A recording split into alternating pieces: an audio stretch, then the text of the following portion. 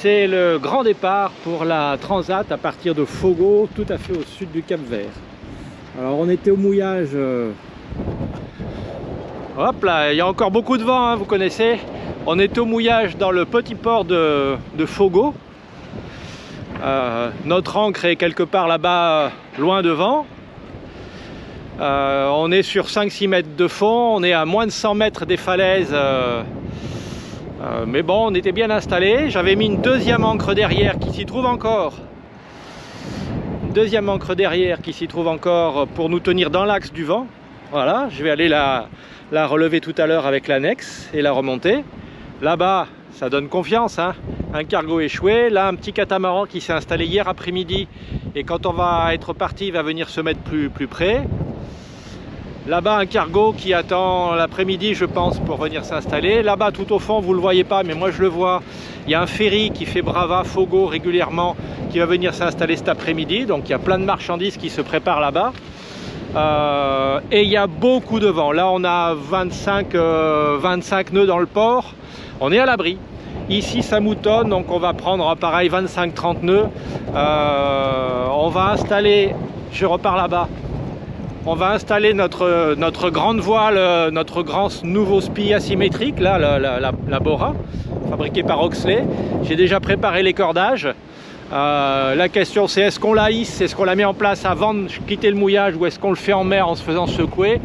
Je pense que la réponse, ça sera de préparer avant parce qu'après on va être bien secoué et on va partir quasiment vent dans le dos, ouais, dans cette direction. On cible curieusement les côtes de Guyane et arrivé à une journée des côtes de Guyane, on repiquera au nord-ouest pour remonter sur Grenade.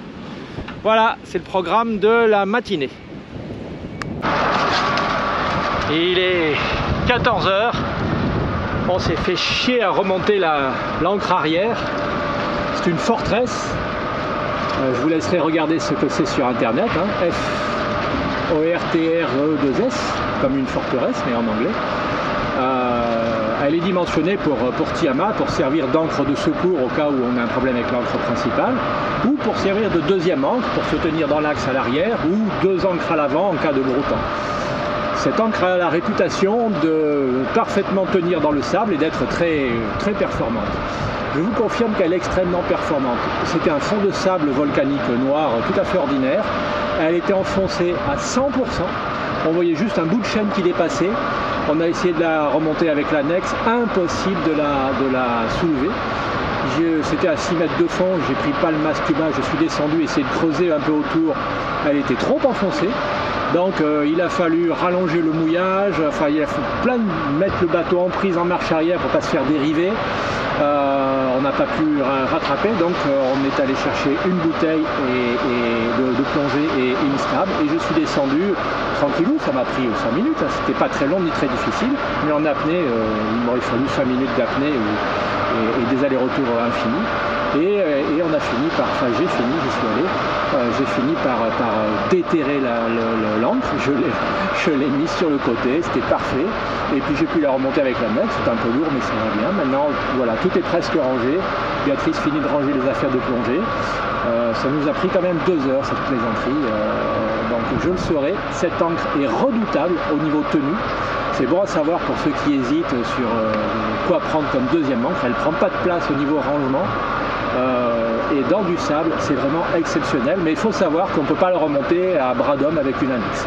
Il faut y aller directement avec le davier, avec le Tiama sur le davier, on l'aurait remonté sans problème, hein. Mais là, avec l'annexe, c'était pas possible. Donc on finit de se préparer, on va installer la voile et puis on va y aller. Alors les dernières nouvelles, ça y est, on a réussi enfin à partir. Il est presque 15 h. Il y avait beaucoup de vent dans le port aujourd'hui. Alors je vous montre, il y a beaucoup de vent en mer aujourd'hui. On a 30 nœuds. Donc la voile, notre Oxley, elle est prête à être envoyée, mais 30 nœuds pour l'envoyer, c'est casse-gueule, c'est des coups à casser quelque chose ou à arracher un truc. Il y a trop de tension. Si elle était en place, elle tiendrait, elle nous enverrait à la moitié du vent, 14-15 nœuds de vitesse. Donc elle tiendrait, mais l'envoyer dans ces conditions, c'est pas question, ça vaut pas le coup. là oui, vous voyez la banquette parce que j'essaye de monter sans me casser la gueule. Donc on va passer Brava, la petite île qui est là-bas, on va passer en dessous. Et en dessous de Brava, on va être sous son vent. Donc on aura, à un moment donné, on aura quasiment plus de vent. Et là, on enverra la voile et on sera prêt pour la traversée. Donc voilà, 15 heures, dans 2 semaines, l'arrivée, on espère. Ça moutonne quand même vachement aujourd'hui. Encore une fois, je le répète, la météo avait prévu un vent assez calme. Mais entre les îles, ça s'accélère de façon considérable.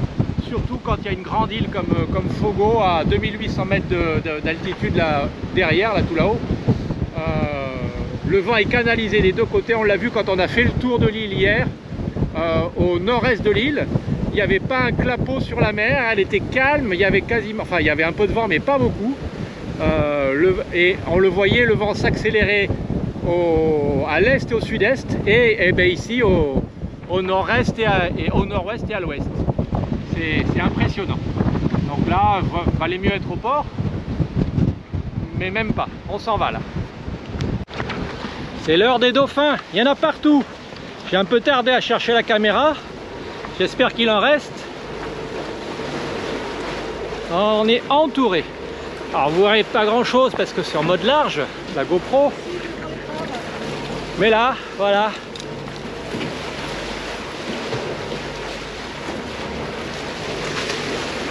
Il y en a plein sur l'horizon là-bas, ça saute de tous les côtés, il y a des fous, des oiseaux. Il y a des fous qui chassent, il doit y avoir des bancs de poissons, c'est l'heure de la chasse, hein, le coucher de soleil. Bon, ça se calme, je pense qu'ils sont derrière nous maintenant. Ouais.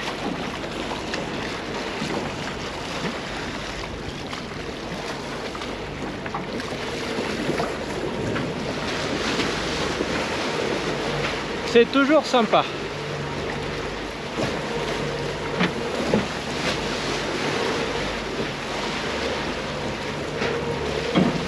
Bon, on est sous le vent de Brava. Donc on a profité de la baisse de vent à 15-16 nœuds pour hisser la Oxley et puis l'envoyer. Et puis là, le vent a baissé à 4, 5, 6 nœuds, puis 2, puis rien. Là, on est repassé au moteur, on a redescendu la voile. Oui, il n'y a plus de vent du tout en fait quand on est sous le vent de cette île. Et d'ici un moment, on ne sait pas trop quand, on va retrouver du vent. On va presque plein ouest. Hein. Voilà, il y a le soleil là-bas. Hop là! Et donc c'est un bon signe pour nous d'être accompagnés par les dauphins pour le départ. C'est vraiment sympa. Alors vous ne les voyez pas ici parce qu'ils sont tranquilles, mais sur les côtés de temps en temps il y en a qui sautent à 2-3 mètres au-dessus de la surface, c'est vraiment sympa. Ah, il doit être tout petit sur la GoPro, peut-être que Béatrice filme avec l'appareil photo.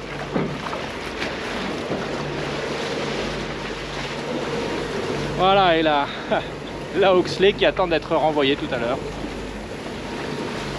Et elle devrait nous propulser, quel que soit le vent, jusqu'à l'arrivée quasiment.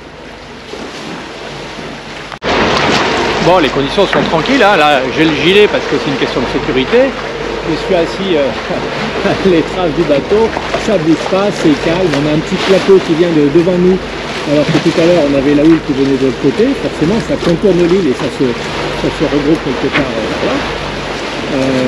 Tout à l'heure, il y a quoi, encore une demi-heure, 3/4 d'heure maximum. On avait donc 30 nœuds de vent, on avait une houle 3/4 arrière, 2 mètres, 3 mètres, très hachée, forte, qui nous faisait décaler Tiana dans tous les sens. Le vent qui s'accélère entre les îles, c'était assez pénible. Là, c'est le calme, pas avant la tempête, parce qu'on va être encore de l'autre côté de l'île, même si le vent va se regrouper. Là, on l'a de face, là, j'ai une rafale face au vent, donc on ne peut pas mettre la voile. Il faut que le vent météo regagne sur les contournements de l'île. Et après, on pourra couper ce fichu moteur. Alors, pourquoi on est resté au moteur? Parce que entre Fogo et Brava, on avait, je l'ai dit, 25-30 nœuds de vent. Ça veut dire grand voile sur 3 riz, C'était vent grand largue, grand largue. C'est grand voile sur 3 rives, pas de solente. Ça veut dire que pour empouiller la grand voile, il fallait se mettre au vent en ayant pris 35-40 nœuds de face, avec la houle qui va bien, ça va sauter dans tous les sens. Non. Le jour où il y en aura besoin, on le fera. Il y a Béatrice qui passe, je ne sais pas ce qu'elle dit. Qu'est-ce que tu racontes? Elle me dit qu'il faut filmer ailleurs. Oui, mais les dauphins ils sont partis là. Vous les verrez plus. C'est trop petit maintenant. Voilà. Brava ici, Fogo derrière. Les dernières terres que nous voyons pour 12-15 jours. On a envoyé notre belle voile. Alors elle est un peu sur bâbord puisqu'on est sur à 135 degrés du vent. Et petit à petit on est en train de retrouver le vent météo. On commence à reprendre de la houle, à reprendre du vent. Donc cette voile normalement doit tenir tout ça. Et on va corriger le cap au fur et à mesure qu'on prend le vent météo. Voilà, ça se voit pas sur la caméra, mais je vous le dis, le vent il est à 1 km là-bas. Il n'est pas très loin. Il contourne l'île et il se recolle. Là c'est plein ouest, hein, évidemment. Et le vent se recolle avec celui qu'on avait tout à l'heure, quelque part par là. Voilà, c'est tout pour maintenant.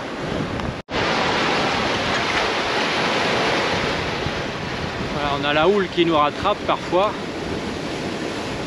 Il y a 2-3 mètres de creux. Le grand angle de la caméra écrase pas mal les dimensions. Hein. Mais on a souvent de la flotte ici qui vient nous inonder. Voilà, quand je vous en parlais. Et ça rentre parfois, hop là, là on peut rien y faire, c'est la houle. Quand elle nous rattrape, faut le savoir.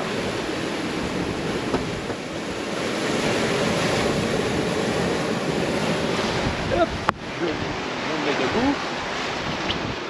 Et sinon, les conditions de navigation, voilà, on est sous la Bora. Elle est largement sur le côté actuellement. D'ici un moment, je pense qu'on va reprendre un meilleur angle de vent. Elle sera un peu plus centrée, ça sera plus confortable pour nous. Alors là, c'est confortable, hein. Le vent n'est pas trop fort, c'est 20-22 nœuds. On avance à 10 nœuds, ce qui est pas mal. Moi, je suis content de ces conditions. Voilà, donc au revoir le continent ouest, au revoir l'Afrique. Je surveille la voile parce que avec la houle, elle se dévente, c'est toujours un peu spectaculaire. On va essayer de rien casser. Hein. Donc on vous fait la bise à tous. Quand vous verrez cette vidéo, on sera arrivé, depuis un petit moment d'ailleurs. Donc vous le saurez, mais nous on ne le sait pas encore. À bientôt. Bye bye.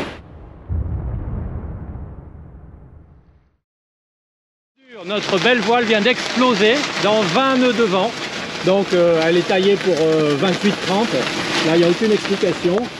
Voilà, il n'en reste rien. 12 000 € foutus à la poubelle. Là je peux la larguer, elle est irréparable, ça s'est déchiré de part en part. Il n'y a rien à faire. Je ne sais même pas si on pourrait la remonter sur le pont. Donc là on est un peu à la rue, le soleil se couche. Notre seule autre option en vent arrière, c'est le spi symétrique qui est dans la soute. On va y penser. Là, voilà, je vous montre. Le chandelier est tordu de chez tordu, donc il y a une méga tension. On va sectionner tout ça. Va me chercher un couteau. C'est l'horreur. C'est l'horreur. Le truc qui doit jamais arriver, qui est arrivé. Franchement, ça a pété de partout. J'ai entendu boum. On aurait eu de la survente. Je ne dis pas. Mais non.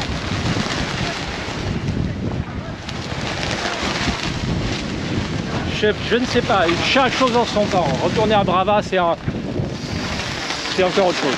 Tiens, Tu appuies sur l'écran si tu veux voir ce que tu filmes, et ça tourne.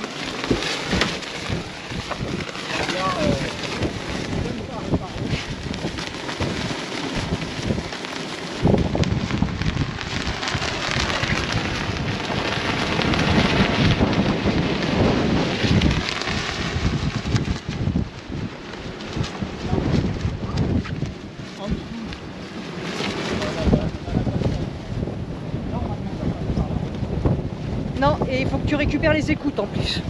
Voilà, avant de récupérer les écoutes, il n'y a pas que ça en jeu. Ça va... Pas que ça. Voilà, sur des conditions locales.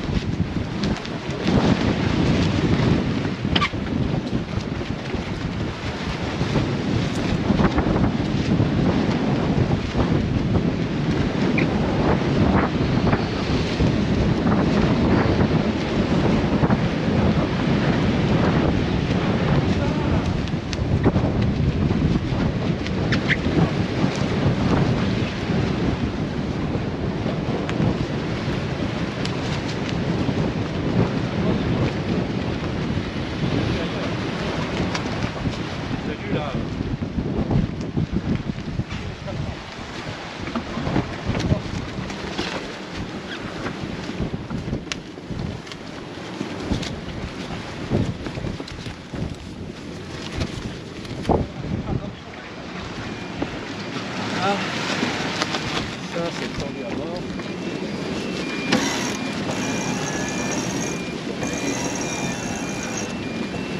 Oh là là, ça va casser la poulie là-bas.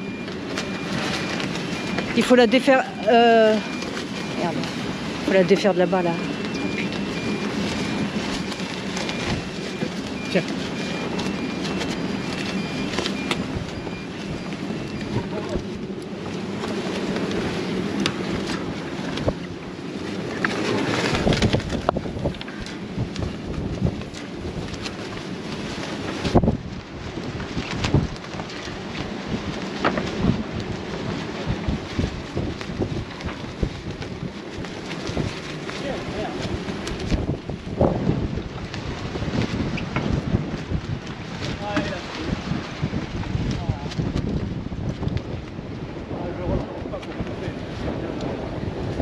Ah bah non, là, puis surtout avec une mer pareille, c'est hors de question.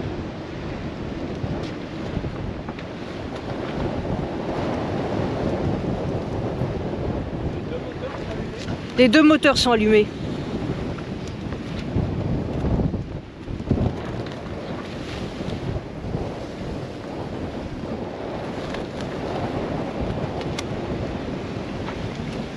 Je vais arrêter de filmer, hein.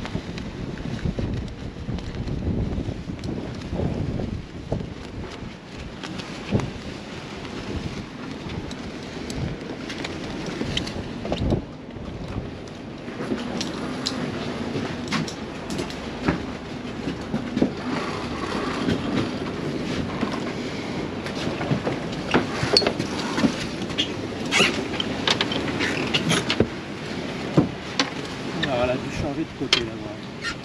Elle est toujours... Tu veux que j'aille voir?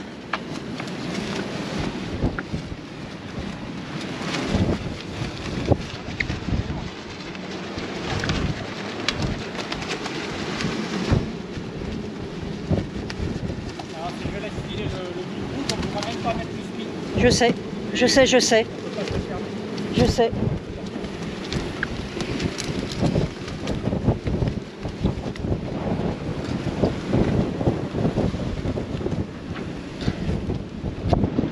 Il faut la suivre.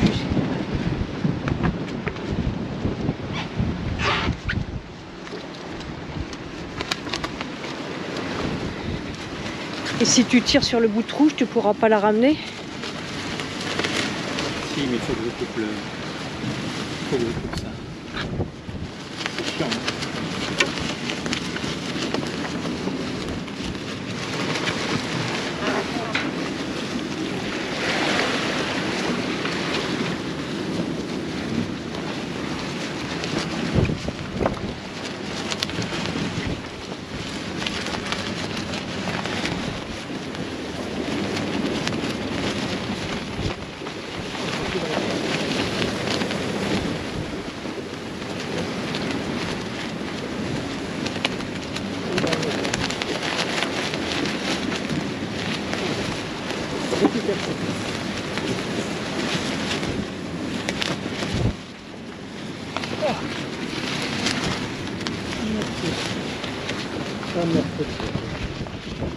Tu filmes toujours? Ah ouais, je filme. Bon, c'est pas forcément... On s'en fout.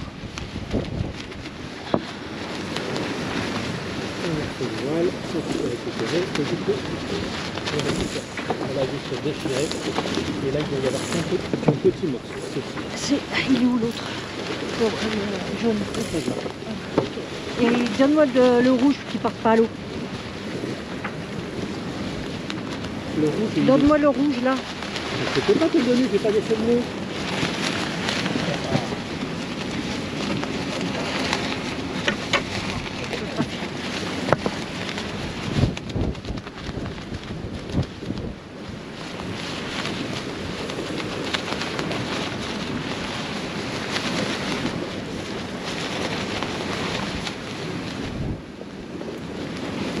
Là, le rouge, retire-le de là-bas. J'arrête de filmer là. Oh.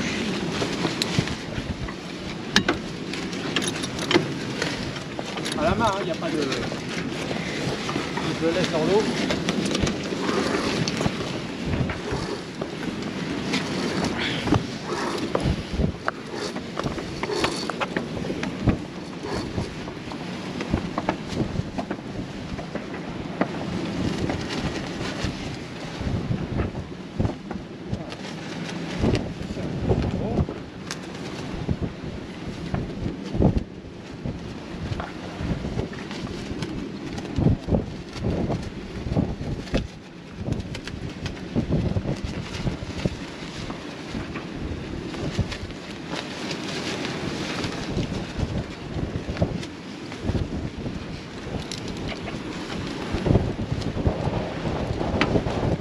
En plus là c'est un objet flottant, un ovni là. Hein.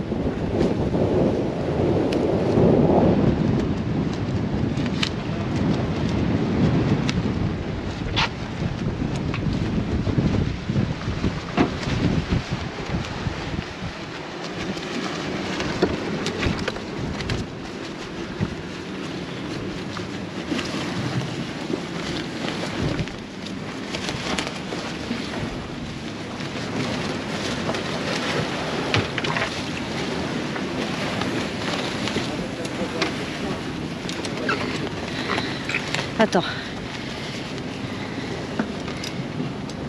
Voilà, l'horreur, ma voile favorite qui a explosé. Voilà, il m'en reste un débris ici, ça s'est tout arraché, ça s'est tout déchiré. Alors je veux bien que ce soit de la toile de spi toute fine, mais quand même, hein, si on avait été dans des conditions de tempête, je veux bien, mais là non, même pas.